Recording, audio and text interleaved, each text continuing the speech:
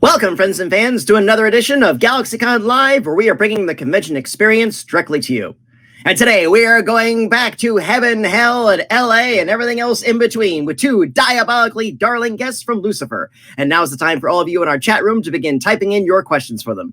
Immediately after this session, you will have the opportunity to talk to them directly through our private chat options, as well as shop our selection of personalized autographs, all of which are available now at GalaxyCon.com. So without further ado, let's go on down to Club Lux and see who we find. Our first guest is an actress whose credits include The Librarian, Spartacus, and Gotham. Today she joins us to discuss the role of the Mistress of Excess turned demonic bounty hunter, Mazikeen. Please welcome, better known as Maze, please welcome Lesley-Ann Brandt. Hi. Hey, Leslie, how are you? I am good, thank you. How are you? I am well in my corner of the world, and I love that artwork you got going on behind you. Thank you. My husband actually did this. Hey, props to your husband. That's some really good stuff. Has he got a website that we can find his stuff at? No. Or an Instagram or something? Hobby that he does. We're actually trying to redo this room so we can hang some of his artwork up. Awesome, very awesome. Well, hopefully we'll have you back and we'll be able to see more of it. Yes. I look forward to that. Thank you. And I really loved your turn in Gotham. Oh, thank you. I know it was like one episode, and they had talked about maybe doing more, but then Lucifer was on literally directly after Gotham, so they were like, you can't be on two shows back to back. And I was like, why not? And two DC comic inspired shows as well. Exactly, yeah. Copperhead and Mazikeen, yeah. Yeah, well, you know, so who knows? Gotham may come back. We'll see. But hey, Gotham's loss was definitely Lucifer's gain. Yeah, I mean, they were a great lead-in show for us, and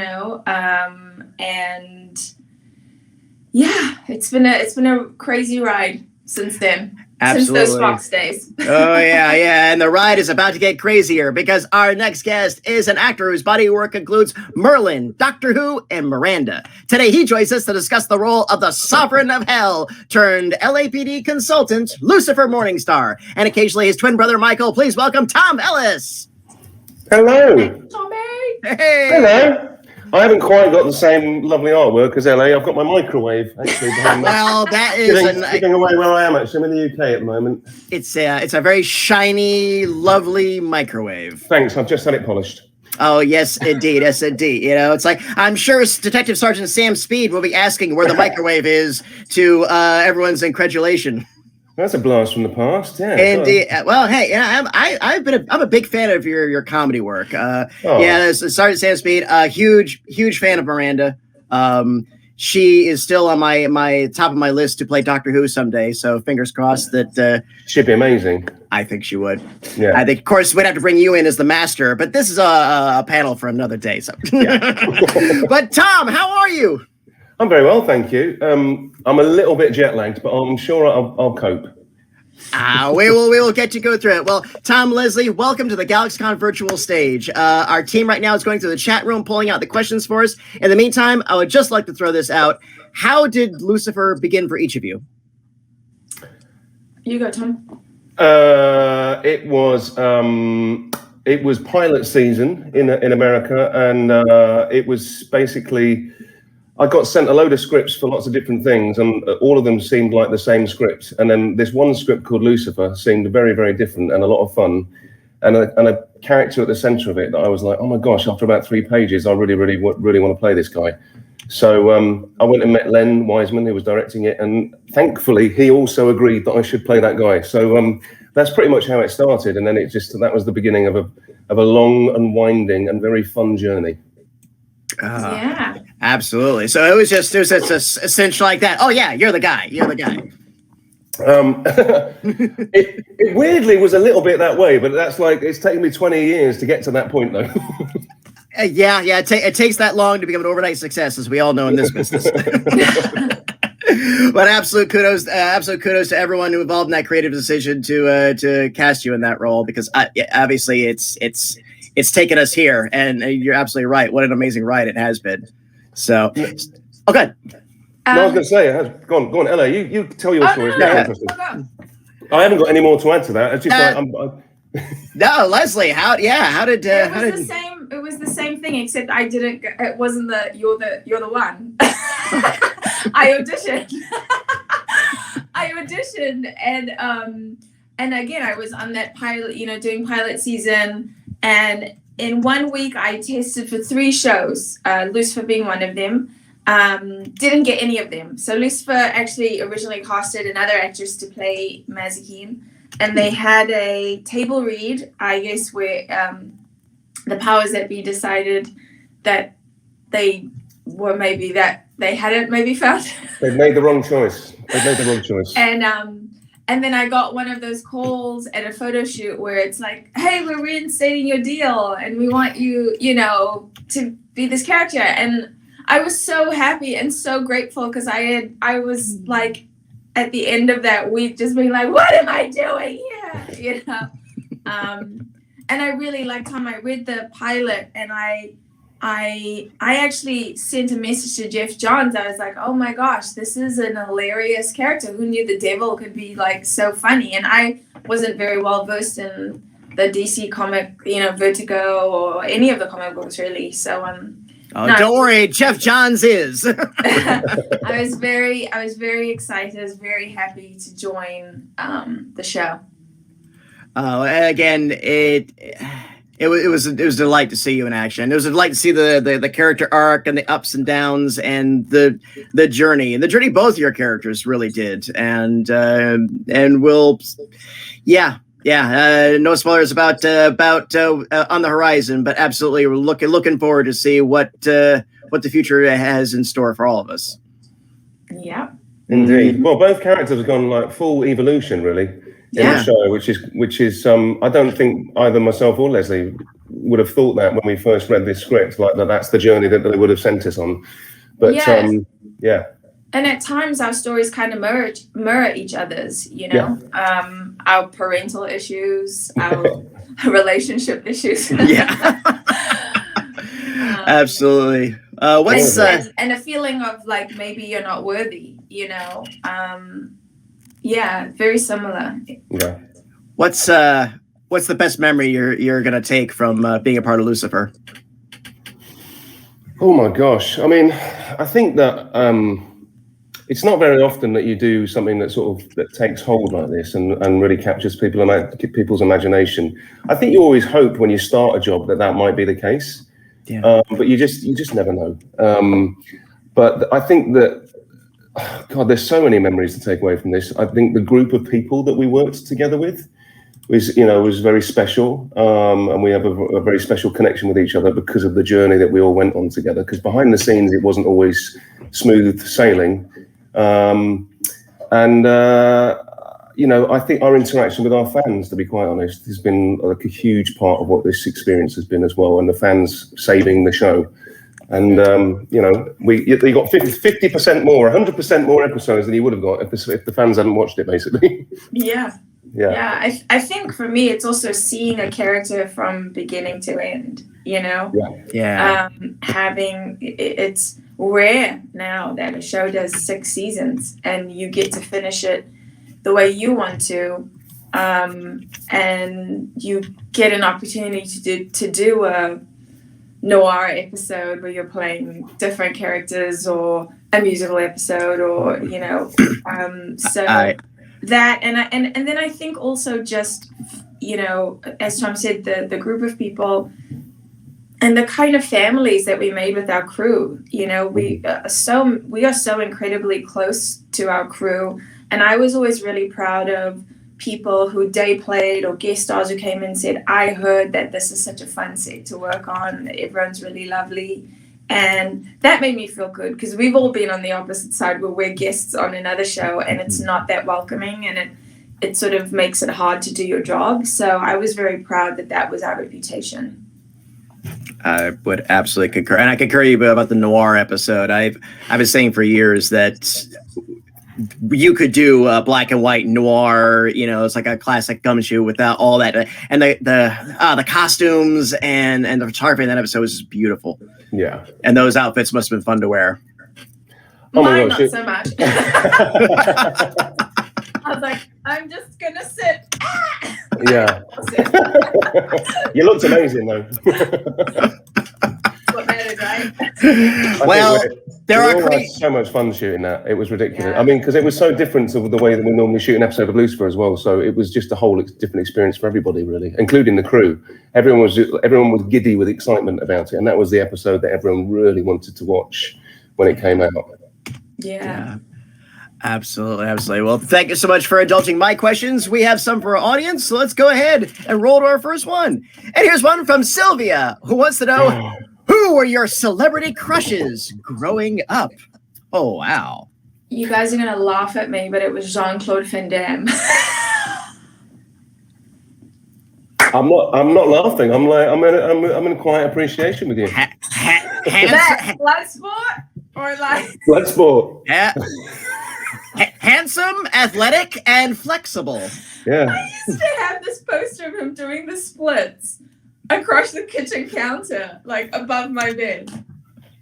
Amazing.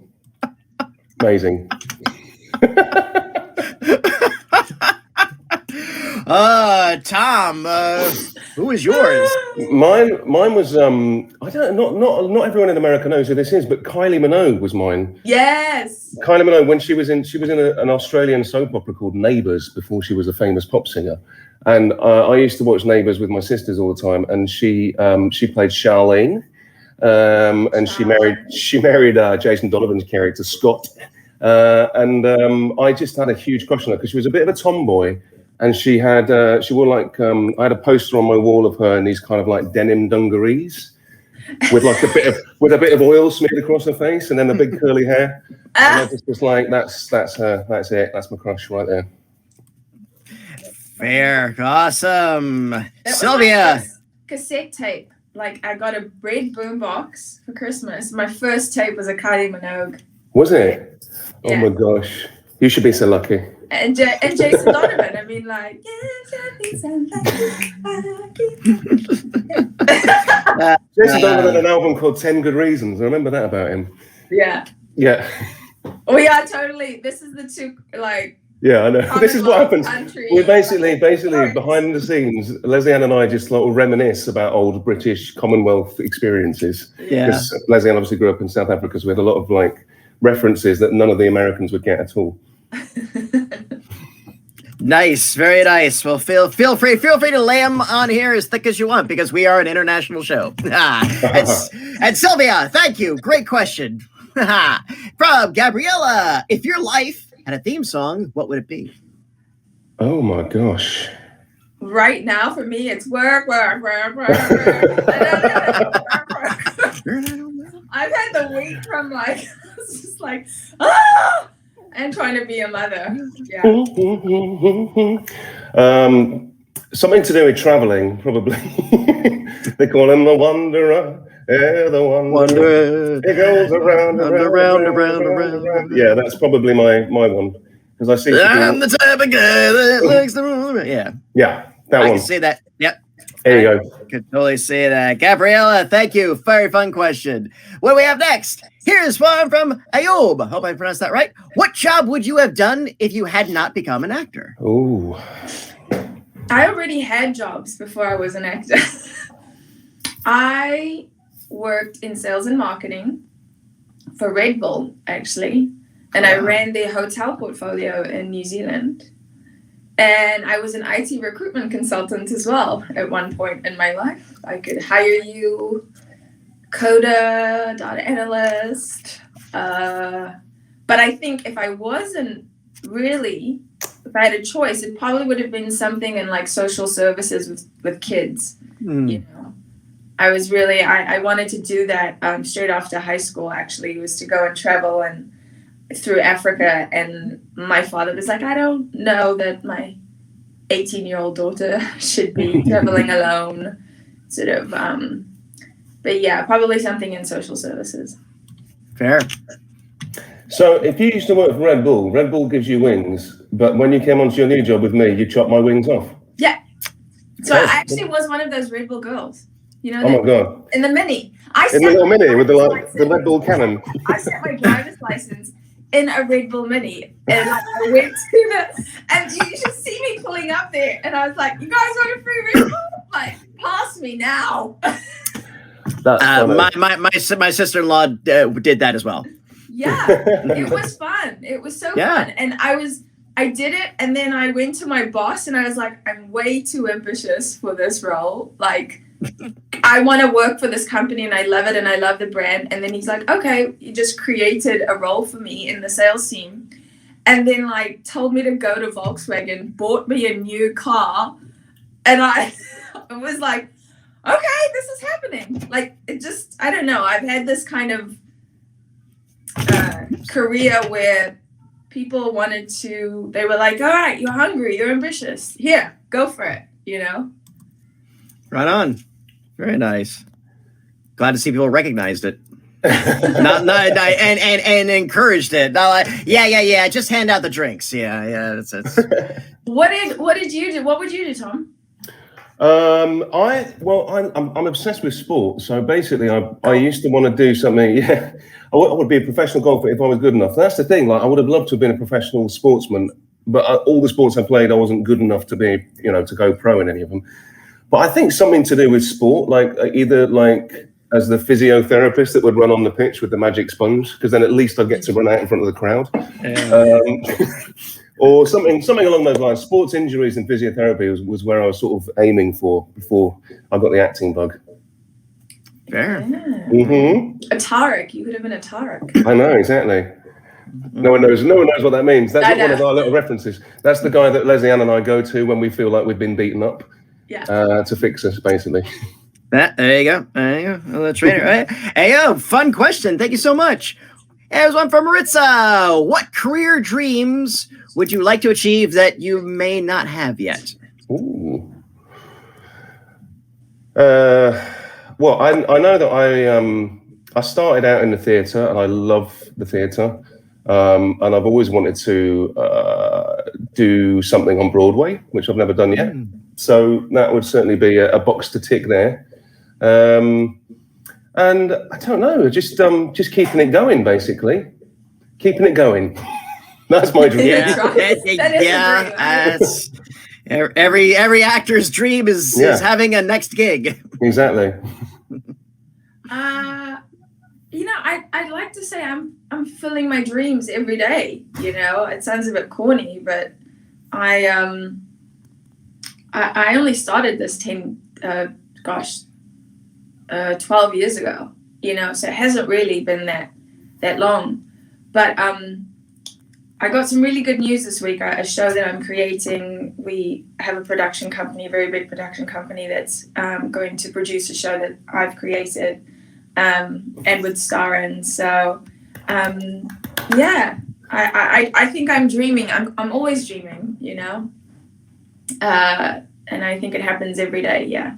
I think you've got to be a bit of a dreamer to be in this industry as well, because it's so weirdly, you get such a huge amount of rejection. There's not normal amount of rejection, and you've still somehow got to kind of pick yourself up and believe that you are capable and that you can do things that other people can't, or you have a unique quality that other people don't have.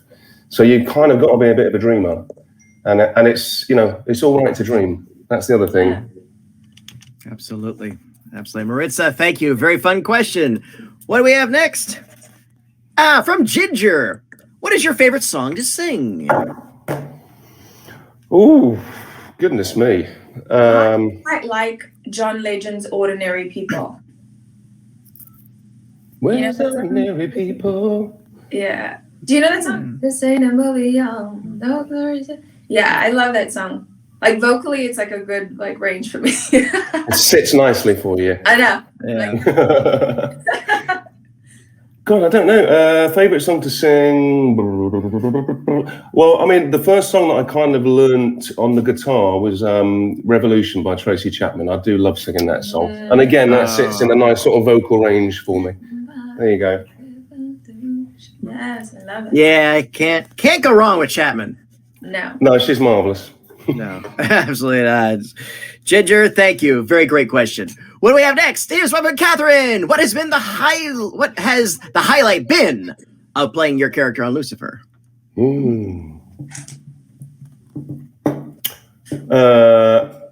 Shall I go, LA? Yeah, go for it. Go for it. I mean, God, there's so many, but I think I have to go back to the pilot when we're shooting the pilot and thinking about, I think the first 5 days of the pilot, we did a night shoot, and we were shooting on Hollywood Boulevard, and we had it closed off for us. And it was literally where they have the red carpet for the Oscars, opposite the Dolby Theatre. That's where we were shooting. And it was a little bit like, I can't believe this is happening. I was just having a pinch me moment every time, because it just felt like this little kid from Sheffield was dressed up in a nice suit in Hollywood, and the name of the show and all that sort of stuff. It was all these kind of things just kept going on for me. I was very, very grateful that I was there, put it that way. Awesome. Yeah, that was cool. I think mine's the pilot too. The very first time you are in Lux, when you're seeing Lucifer, and David Bowie had passed, I think, a week or something before, a few days before, and we had Fame playing on repeat for that initial Lucifer intro into Lux, and I just always, it's the same way I felt when I worked in New York, and I was like, wow, I'm shooting in New York, just you're grateful. And it was such a big, we were shot in a real club, so it wasn't the replicated, Lux version. It was real. There were lots of people. There was no COVID. Everyone was hot and sweaty and sexy. And I believe there was a snake as well at some point. I remember walking past and there was a snake around, like they were in the Britney Spears Toxic video, and I was like, wow, this is crazy. And then they're like, and Lesley-Ann, so now he's gonna go down and Patrick, this is your intro into the show. That's right. You were being looked after, weren't you? I was. Can't complain. Catherine, thank you very much. Great question. What do we have next? Here's one from Maria. Oh, what is your biggest fear? This is gonna be so dark, but it's I think it's that parent thing of just anything horrific, anything happening to your child. Outliving my child, I think, is my biggest fear. Yeah. I was going to go with heights, but I'm going to. Yeah. But I'm probably going to echo what Lesley-Ann just said, because as a parent, I think it just goes straight to there, doesn't it? Yeah. That's your biggest fear. Yeah, I don't fear much. No, that's true. She really doesn't, actually. I think heights for me, I'm terrible with heights. Really? You and Chris? Do you know Chris made me go up the fucking Eiffel Tower by myself? I would have done that. That's got railings and stuff. No, I'm totally outing him now. My husband was scared to go. And here's me, like a fucking loser, standing there going can you please take a photo of me alone? Well, all these couples are like, oh. You're trying to frame him in down on the ground. It's just that little speck down there. Just get him in. He's going to hate me. I used to think it's gonna be great. I used to think I could do bungee jumps and skydiving and stuff like that. But I think now I just don't know if I could do it. I don't know why. Did you do it? Have you ever done it? No, I've never done it. I've bungee jumped twice, skydived, glided, been in an aerobatic plane, it's literally a joystick and they're here's the ground. I did that for my 50th a couple months ago. I did the barrel rolls and all that. I said to the guy, I was like, just do everything. I'll never do this again. Just go crazy. And he's like, oh my God. I was all set. Did they make you put on a parachute? Yeah, and as I leveled out, that's when I started to feel sick. So I just grabbed the little bag next to me and I did the most politest vom into the bag. It was wrapped it up, put it to the side. I got queasy at one point because I felt the G's after you stabled out. I was like, I just put my arms out and the cool, okay, fine. But I thought he'd be strapped in. And then they said, oh yeah, you got to put on your parachute first in case an exit is necessary. I loved how they use that term. So we are scaring the crap out of Tom with all this. I mean, yeah. So you're not going to Tom Cruise it down like a building for any role anytime soon. I mean, weirdly, I get braver when the camera's rolling. Like there was a scene in Lucifer last year when I had to put my hand in a bag and just grab a snake out of it. Now, I'd never do that in real life, ever. But because I was in front of a load of people and they said action, I was like, okay. Strange. And weirdly, I played a bungee jump instructor very early in my career as an actor on this comedy show here, and it was, and they said someone needs there was 2 bungee jump instructors, and one had been very vocal about the fact he was scared of heights, and I was like, no, I'm fine, secretly terrified. So when they said one of you needs to go up in the cage for this part of the filming, because it's one of those ones that hangs from a crane, so you're like in a little cage. The other guy had said that he was scared already, so I had nowhere to run. I was like, okay, I'll go up.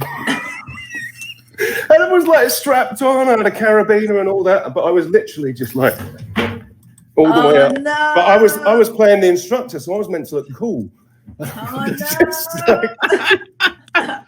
Awful. Did you ever get weird when you had to do the wing stuff, like when you were up on the harnesses and stuff? No, the cable work. No, not really. I'm just trying to think. Not really. I think once you've done it, it's one of these that classic one. Once you've done it once, then you're kind of like cool with it. But we got a bit more adventurous with the cable work as the show went on. Actually, there's some stuff we did in season 6 where I'm like, God, we'd never have tried that before, and they've never have asked me to do that. Yeah. Nice. Maria, fun question. Thank you. And a reminder to our audience, if you would like to chat with our guests like I am now or purchase a personalized autograph, please sign up at galaxycon.com. And let's go ahead and roll another one. And here's one from Grace. Ooh. Which Disney character would you like to be? Oh my gosh. Maleficent. Oh. I think I am her.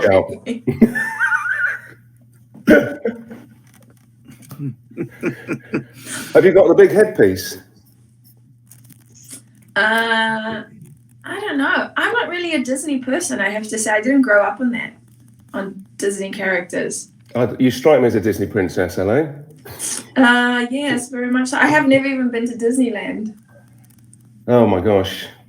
It's I go for the teacups. I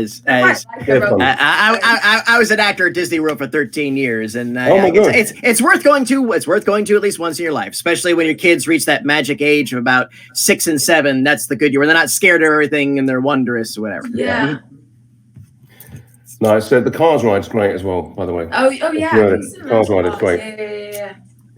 I'm going to let you into a little secret. I auditioned and got very close to playing the part of Gaston in Beauty and the Beast that my friend Luke Evans actually ended up playing. And I really wanted it at the time just because I loved the original cartoon so much, and he was such a douche but funny douche. Yeah. And I was just like, I really, really, really, really wanted to do that. So that's probably it. That ship has sailed. But my good friend Luke has got it, so I don't mind. Yeah, I could totally see how you've been a very, very strong contender for that. Absolutely. Just a lot. It's so much fun, and the songs were so funny, and yeah. And Josh Gad had already been cast in it, so it would have been like, oh, it would have been fun. Anyway, I ended up doing a show called Lucifer. Have you ever heard of that? Yeah. It's cute. It's cute. That's showbiz. Grace, thank you. Great question. What we have next from Hannah. Who broke character the most on the set? And I assume in an amusing, funny way, crack up, whatever. Yeah. I mean, it's got to be Lauren. It has to be Lauren. But because it's almost like who's least like their character is Lauren. Yes. And so, because Chloe's kind of like the straight guy and the double act kind of thing, very kind of like, and the gravity of the show. But when the camera isn't rolling, Lauren is bonkers and hilarious and funnier than all of us put together. And I don't know if you guys noticed, but gradually as the show goes on, more of Lauren seeps into Chloe, like her mannerisms, her eye, all of that. It's all Lauren. Very nice. Yeah. Very nice. All right, so we know we have to get them back here at the GalaxyCon virtual stage. All right, Hannah, thank you. Very fun. What we have next from Claire. Any pre or post shooting rituals you may use to get into your character? Drinking. Yeah, fair. For both pre and post. Yes. Tom, you said that so seriously. I know. I'm trying to give it the deadpan. Yeah, drinking. Interesting. I use music quite a bit. Yeah, but I think we in LA both use music. We annoy other people with our music there, but basically playing music to get us into moods and stuff. Yeah. Sure.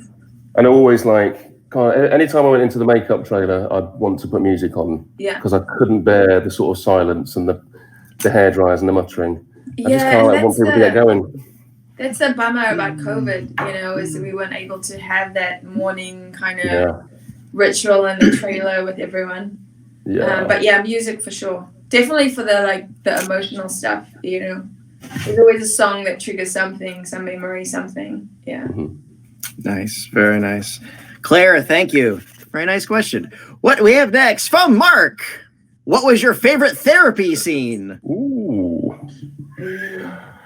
I think for me it was probably in season 1 actually, and I think it's episode 5 of season 1. It's the first time that Lucifer kind of breaks the charm in front of Linda, and she says something that really gets under his skin about being the devil, and you can see for the first time this kind of there's a moment of danger between the two of them, and she thinks that maybe she's pushed it too far as well. But yeah, I think that scene for sure, and then tied in with the scene when I show her my face in season 2. For sure. Yeah, that's a great scene when you show the face. Yeah. Definitely. Oh gosh. Oh, sorry, my phone's ringing. Let me turn it off.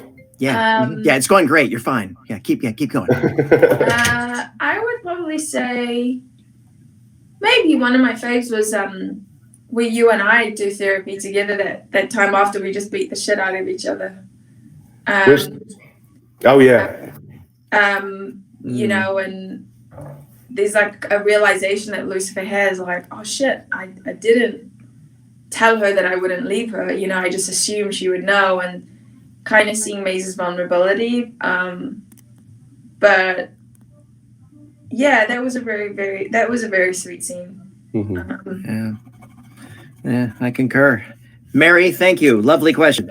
What do we have next from Evelyn? Was there any scene you found uncomfortable for any reason? Oh my gosh. Someone's really trying to get hold of me, and I don't know what that's all about.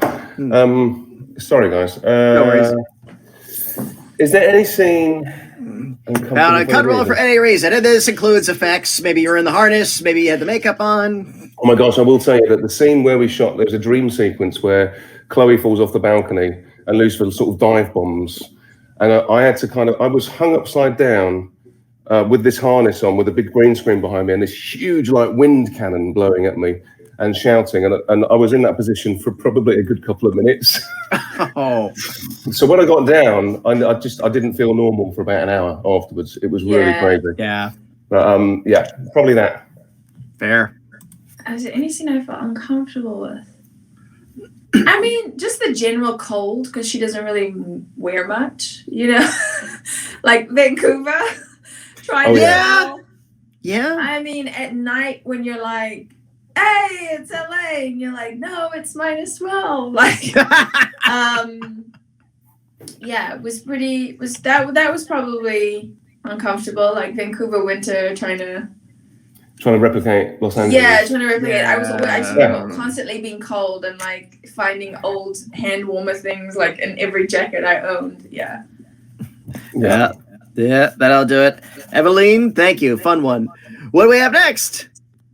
From Nikita. Do you share any traits with your Lucifer character? We both, me and Lucifer both love a pun. And one may have fed the other there, but I kind of, he's kind of his love of jokes and cheekiness and stuff like that. That's very much my sense of humor. There you go. Yeah, I think I share a lot actually with Maze. And I think it's exactly what Tom just said before. You touch on, like, all your characters are filtered through you, right? So her experience of like trying to figure out humanity was very much my experience of trying to figure out at 17 New Zealand, you know, when I immigrated, or finding my way here in America 10 years ago. I always say I played it like an immigrant from hell, you know, just trying to sort of suss everyone out and figure it out. And I think her fire is definitely, I have that. And her compassion, you know, for people, and kind of seeing an injustice and saying something or doing something. I share that with her for sure. Sure. Absolutely. Great. Nikita, thank you. Very fun question. What do we have next? From Kishma. Hope I pronounced that right. What advice would you give to your 18-year-old self? You don't have life figured out. It's fine. What advice would I give my 18-year-old self? Gosh, so much. So much advice. But I would kind of strongly encourage them to believe. Yeah. You know, when others around you kind of are maybe suggesting that you should move on to other things, I think I'd advise them to believe in yourself. Yeah. That's good advice for any 18-year-old. Definitely. Kishba, thank you. Nice question. What we have next from Josen. How much of your characters will keep living in you in future projects? Oh my gosh. I think we put it to bed when the show finishes, you know? I think you always put a bit of yourself into every character. But I think, you know, I would like to think that Mazikeen exists on Lucifer in our version. And there's actually a new Mazikeen on the Sandman series that Neil Gaiman's doing that I'm very excited to see. And, you know, I cheer the production and the actress on very well, because we took a very small sliver of the world and created our own version. But I think I personally would love to leave her there. And the gift of doing what we do for a living is that we get to then take on, you know, something new, something else, you know, tell a different story. Yeah. I mean, that is the lovely thing. It's weird. I've just started getting my head into a new script of a new job that I'm doing, and it's very difficult. Like, doing it out loud, I was like, "Oh God, you sound like Lucifer." Like, it's just trying to sort of shake off some habits of like the last 6 years, basically. But you know, like Lesley-Ann was saying, it's like it's lovely to be able to put them to bed and start afresh, and you know, start from the very beginning with a character again. Yeah, that's a really fun. You know, that's fun for an actor. The rehearsal room and all that sort of stuff. Very much so. Those opening reads. Jason, thank you. Fun question. I think we have time for one, maybe two more. Let's see what we got. What do we got here? From Alita. How many takes did it take to get through a scene on Lucifer? Depends on the scene. That's a pretty. Yeah, that it really depends on the scene, and also like the type of like shot that you're doing. So, for example, in the last season, Lesley-Ann had this, and I would say Lesley-Ann and I, but it was Lesley-Ann. I was just behind her throwing people that she'd already like finished with. But like, we did a scene that was a big stunt scene to go and find Vincent, and you know, we tried to do that in one shot. Well, we did do it in one shot, you know, and so that if you're doing something in one shot, then you try to do it on a stunt as few times as possible, but you may well end up, you have to do it till you get it right, because you're only going to use it the one thing. Whereas if you're doing a scene that has lots of like different moving parts to it, and you're shooting lots of different parts to it, you might only do 1 or 2 takes on different sizes, because you know in the edit that you're not going to use them. So you know, it just depends really on what the scene is. And it depends also how funny the scene is, because sometimes you get the giggles. Or not even. It's the scenes that are funny are not always the ones that you're laughing your way through. Yes. sometimes you're really tired and like you're doing a scene that is not a funny scene at all, but for some reason something's happened or whatever. I remember shooting a scene with Lauren and Coleman Domingo, who guested as Father Frank in the first season. And we did a scene in a church, and it was a scene about an investigation. It was nothing to do with comedy, and we could not, for the life of us, get through this scene without, if one of us looked at the other person, we just went. So it's just like, for so many reasons, but normally exhaustion. Yeah, exactly. It's always a fun way.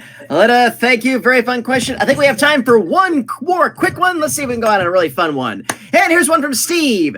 Do you have a favorite line from Lucifer, from your character or another character? I like that caveat. Ah. I always loved Speak of the Me. Yeah, Speak of the Me. Oh, my me was so funny. Oh, my me. I made that one up. Yeah. Yeah. That happens quite a lot on Lucifer. Yeah. The juice that lives. Yeah. Do I have a favorite? I don't know. I think Oh My Me was pretty. We chuckled after this like big fight, and Chloe almost dying, and good versus evil war, and then just that little. I will always love Maze's little scene when she's at the bar and Lucifer comes up and says, well, I just had some fun upstairs. You're like, really? You're like, thank you, you can go. And the bartender gets up from whatever he was doing under the bar with her. Yes. Yes. I can tell you what he was doing, Patty. I would love to hear it, but unfortunately, Steve, thank you so much for a great question. And GalaxyCon viewers, this has been my time with the cast of Lucifer, but it absolutely does not have to be yours. If you'd like to chat with our guests like I have today or purchase a personalized autograph, please sign up at GalaxyCon.com. And while you're there, please check out our schedule of upcoming events just like this one. Lesley-Ann, Tom, this has been an absolute delight. Any final words for our audience before we go? Oh my gosh. Thanks for joining us, and I hope you've really enjoyed 5B, and I can't wait for you. This is the first convention I've done since season 5B's dropped, so I'm looking forward to the questions and the discussions. Awesome. Yeah, same. Thank you so much for watching. From what I've read, I don't think Tom and I have watched the show, but it seems that people are really enjoying it, so I'm very grateful. Thank you for supporting us for 6 years. Appreciate it. Well, I don't know if it cost me my mortal soul, but it's been my absolute pleasure to serve you both today. Thank you for joining us on the GalaxyCon virtual stage. Thank you to our audience for joining us today, and thank you for those terrific questions. Hope to see you all again soon. Until then, bye-bye, everyone. Take care, and please remember that smiles are free, so spend them often.